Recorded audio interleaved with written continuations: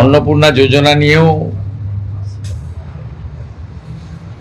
কিছু বিভ্রান্তি, কিছু মিথ্যা প্রচার গত 2-3 দিন ধরে যারা চালিয়েছিলেন, এখন তারা নিজেরাই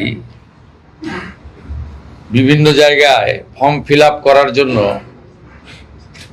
এগিয়ে এসেছেন এবং জনগণও সহযোগিতা করছে।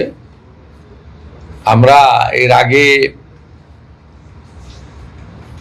অফলাইনে চালু রেখেছিলাম, আজ থেকে অনলাইনেও চালু হয়ে গেছে এবং আমাদের 20 জন আধিকারিক, প্রিন্সিপাল সেক্রেটারি লেভেলের অফিসার জেলায় জেলায় গিয়ে এই কাজ মনিটরিং করছে এবং আমরা আশা করছি বুধবার খুব বড় সংখ্যায় আমরা ট্রান্সফার করব এবং সেই দিন রাজ্যের বিভিন্ন ব্লকে, এসডি অফিসে, মিউনিসিপ্যালিটিতে এই কর্মসূচি সূচনাতে আমাদের ছোট একটা ইভেন্ট হবে এবং আমরা নবান্নর সভাগৃহ থেকে রাজ্য মন্ত্রিসভার সদস্যদের উপস্থিতিতে একটা মিডিয়া ইভেন্টও করব।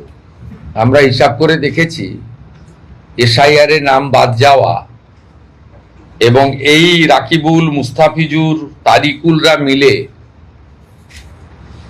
অন্তত 30 লক্ষ ফলস লক্ষ্মীর ভান্ডারের টাকা তুলছেন।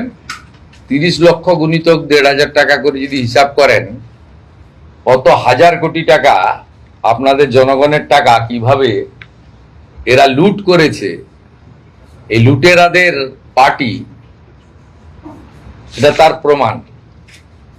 আপনি ফর্মে দেখবেন প্র্যাকটিক্যালি 3টে পৃষ্ঠা ফিল আপ করতে হচ্ছে, বাকিগুলো ট্রাইব্যুনালে যার নাম আছে তার একটা পৃষ্ঠা আছে, সিএ তে অ্যাপ্লিকেন্টের আছে, কাস্টের আছে, এগুলোতে কার্যত কিছু নেই, এগুলো তো করছে। দেখুন, সরকারের মানে জনগণের 36,000 টাকা বছরে দেবে। আপনি 20 টাকার ঢেঁড়স কিনতে গেলেও টিপে দেখেন,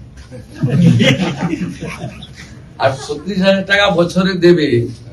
সহযোগিতা করুন না।